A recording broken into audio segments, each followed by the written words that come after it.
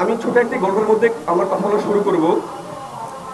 একদল সন্ত্রাসী গ্রুপ সেখানে চেষ্টা ছোট থাকতে পারে, ডাকাও থাকতে পারে, কিংবা কোনো ধরনের দুষ্ট লোকও থাকতে পারে, সব ধরনের লোক থাকতে পারে। সন্ত্রাসী গ্রুপের চেষ্টা সন্ত্রাসী, চোরও সন্ত্রাসী, ডাকাতও সন্ত্রাসী।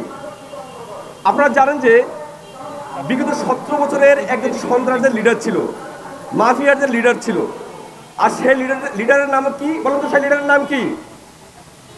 বিগত 17 বছরের একজন মাফিয়া লিডার ছিল, তার নাম কি? শেখ হাসিনা। তার নাম কি? শেখ হাসিনা। এই মাফিয়া লিডার, তার পিছনে যারা ছিল সবাই সন্ত্রাসী, সবাই ডাকাত, সবাই মোটচোর, সবাই স্বৈরাচার। ঠিক কিনা বলেন?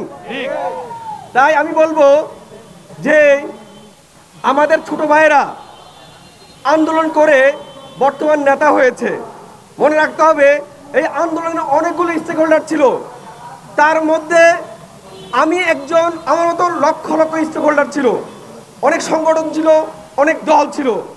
অতএব তারা যদি মনে করে ওইসব স্বৈরাচার, বোটচোর, সন্ত্রাসী, ডাকাতদের এনে তাদের দল ভারী করবে, মনে রাখতে হবে তাদের গায়েও সন্ত্রাসী এবং স্বৈরাচারের নাম লেখা হবে।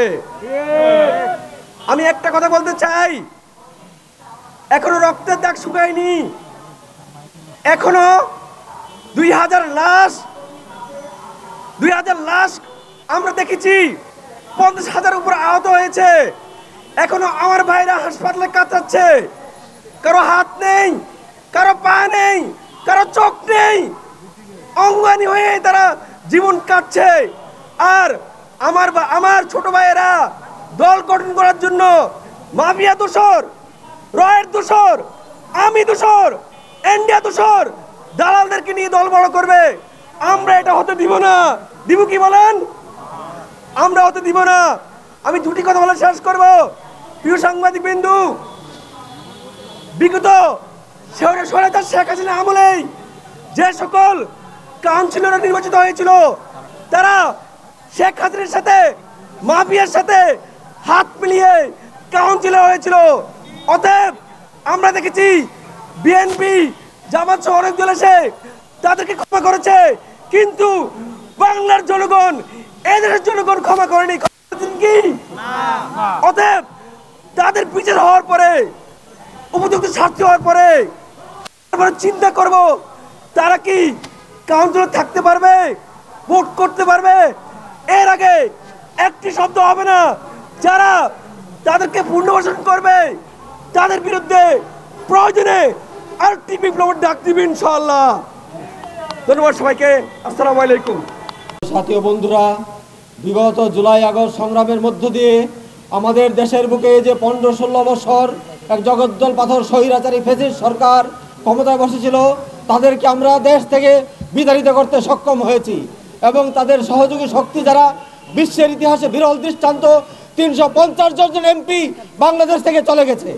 এটা বিশ্বের কোথাও এইরকম ফ্যাসিস্ট সরকার পতনের পর কোনো এমপি, কোনো দেশের সাংসদের সকলেই এইভাবে পতন হয়। সংগ্রামী সাথী ও বন্ধুরা আমার, আজকে আমরা একত্রিত হয়েছি গণ অধিকার পরিষদ আয়োজিত গণ অধিকার পরিষদের উদ্যোগে সেই ফ্যাসিস্ট সরকারকে, যারা ফ্যাসিস্ট সরকারের সহযোগী দোসরদেরকে যারা পুনর্বাসন করতে চায়, তাদের বিরুদ্ধে সক্রিয় প্রতিবাদ জানানোর উদ্দেশ্যে। সংগ্রামী সাথী ও বন্ধুরা আমার, আমরা তাদের বিরুদ্ধে কখনোই একত্রতা বোধ করব না। আমরা তাদের বিরুদ্ধে সহযোগ আন্দোলন গড়ে তুলব। তারা যেভাবে অগ্রসর হতে যাচ্ছে, তারা যেভাবে পুনর্বাসন করতে যাচ্ছে, দেশের প্রায় 2000-এর উপরে শহীদের মৃত্যুর বিনিময়ে প্রায় 30 থেকে 35,000 পঙ্গুত্ববরণকারী শহীদের মাধ্যমে, পঙ্গুত্ববরণকারী বীর যোদ্ধাদের মাধ্যমে স্বাধীন হয়েছে এই দেশ। এই বলে আমার বক্তব্য শেষ করছি। আসসালামু আলাইকুম রহমতুল্লাহ।